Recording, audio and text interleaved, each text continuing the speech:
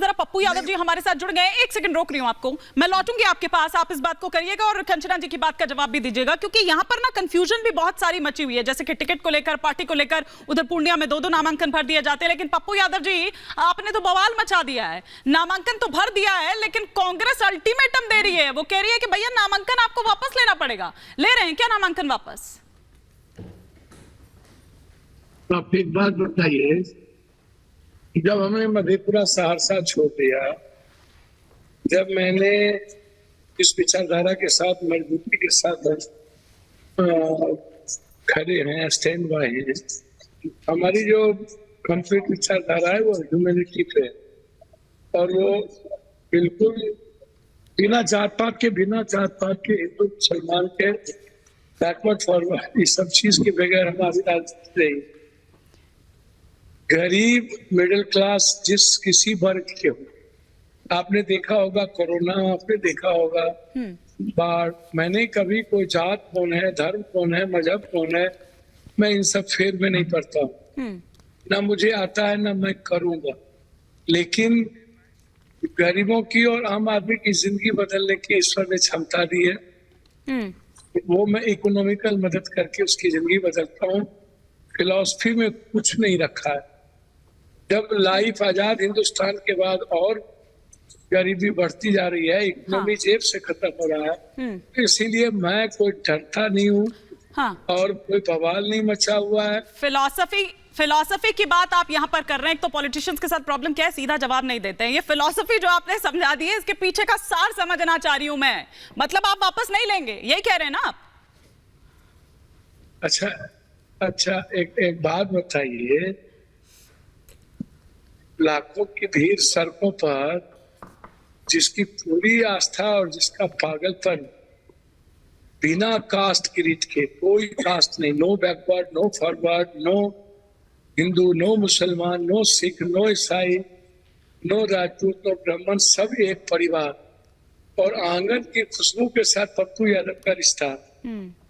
और जो आजाद हिंदुस्तान के बाद बिहार में जिस तरीके की चीजें दुनिया में देखने को मिली, ना कोई कास्ट का बैरियर बचा, ना डिजिटल का, और उसके बाद आप हमसे पूछ रहे हैं, तो हमको तो आत्महत्या ही न करना पड़ेगा। तो आप अररिया में 7.25 लाख मुस्लिम है, 5.25 लाख ज्यादा, आप जीतते ही नहीं, आप कटिहार में जीतते ही नहीं है। और जब एक जगह कोई कैंडिडेट आपको नहीं था, तो ऐसी कौन सी नौबत आ गई कि आप कैंडिडेट ला करके यहाँ नामांकन करवाने के लिए आप हेलीकॉप्टर से पहुंच, आप जरा सोचिए। तो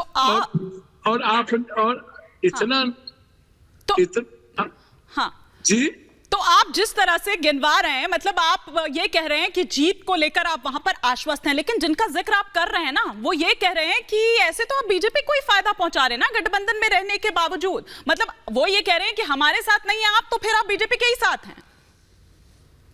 अच्छा, एक बात सुनिए, ममता बनर्जी और कांग्रेस लड़ रही है, तो कौन फायदा पहुंचा रहा है, ममता दीदी या कांग्रेस? अरविंद केजरीवाल बीजेपी कांग्रेस के खिलाफ पंजाब में लड़ रहा है, कौन फायदा पहुंचा? डी राजा की पत्नी राहुल जी के खिलाफ लड़ रहा है, तो कौन पहुंचा रहा है? आपने कांग्रेस का सब सीट ले लिया, कन्हैया जी का, आश्वत पांडे का आपने सीट ले लिया, जवाब देंगे निखिल बाबू या अवधेश सिंह जी का आपने पटना सिटी दे दिया, साहब दे दिया जबरदस्ती, आप बेतिया दे दिए, आप महाराजगंज दे दिए, भागलपुर दे दिए। आपके पास कैंडिडेट क्यों नहीं? आप क्यों नहीं लड़ते? आप क्यों दे दिए अपना भागलपुर, जहां से गुलाम मंजर चुनाव लड़ा? क्यों प्रभुनाथ भाई को काट दिया? चलिए, समझ में आता है कि साहबुद्दीन साहब की पत्नी को आपने क्यों नहीं समझा। जिस व्यक्ति ने अपने को दफन कर लिया लालू जी के आइडियोलॉजी से, और उन्होंने हमसे कहा था कि लालू यादव जी जब तक जिंदा है तब तक मैं लालू यादव को नहीं छोड़ सकता था। लेकिन आप तो उन पर, इसलिए मेरी कोई महत्वाकांक्षा नहीं है, मुझे लालू यादव को के साथ रहना। लेकिन आप तो उन पर पॉलिटिकल मर्डर का आरोप लगा रहे थे, साजिश की बात कर रहे।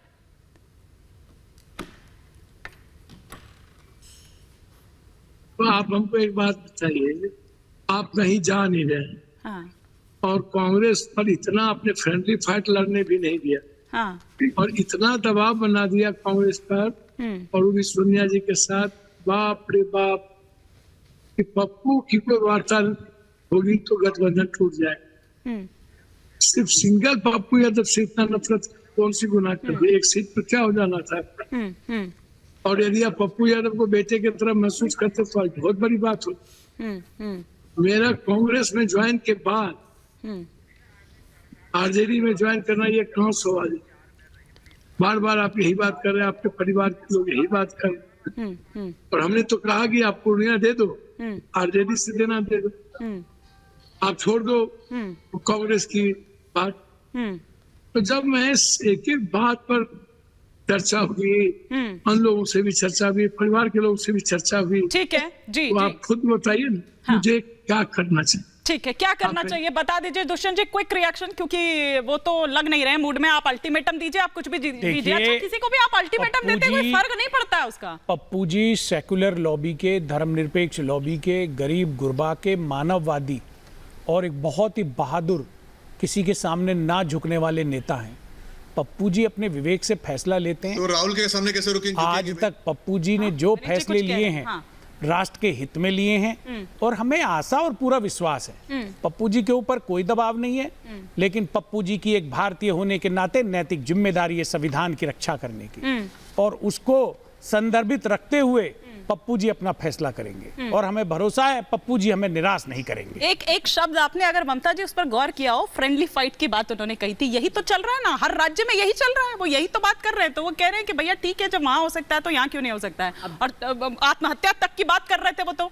बिल्कुल बिल्कुल, अभी पप्पू जी का मैंने दुख और दर्द हम सब नहीं देखा था जब वो परेशान हो रहे थे, और उन्होंने बिल्कुल उनका सही जायज उनका निशाना आरजेडी के ऊपर और कांग्रेस के ऊपर। खैर, पप्पू यादव जी ने तो अपना नॉमिनेशन एकदम बुलेट में फर्राटेदार तरीके से जाकर के भर करके दिखा दिया, और इतनी जनता वहां पर थी कि भाई मैं पहले भी इंडिपेंडेंट सारा एंटरटेनमेंट मिला था, उसके बाद वो भावुक भी हो गए थे, और उन्होंने ये बोला कि मैं पहले भी इंडिपेंडेंट जीता हूं, अब भी जीतूंगा। अच्छा, अब जो पप्पू जी ने बात करी, जिसका आपने भी विषय उठाया, उसमें आप देख लीजिए इंडिया अलायंस की ना हवा निकली हुई है। वेस्ट बंगाल में ऑलरेडी ममता बनर्जी चल रही है, उसके अलावा केरला में कांग्रेस का साथ सुन लीजिए, और महबूबा मुफ्ती हिमानी जी सुन लीजिए, लेटेस्ट है, उन्होंने भी बोल दिया कि हम भी अकेले चलेंगे, मैं भी इंडिया अलायंस के साथ नहीं हूं। बताइए, दल बल के साथ इकट्ठे आए थे कुछ समय पहले, हम एक साथ हैं, हम सरकार बनाएंगे। अरे भैया, कंचना भी कुछ कहना चाह रही है, कंचना जी भी कुछ कहना चाह रही है। देखिए, पप्पू जी 5 बार के सांसद हैं, पप्पू जी पद के लालची नहीं है। पप्पू जी बात समझ लीजिए,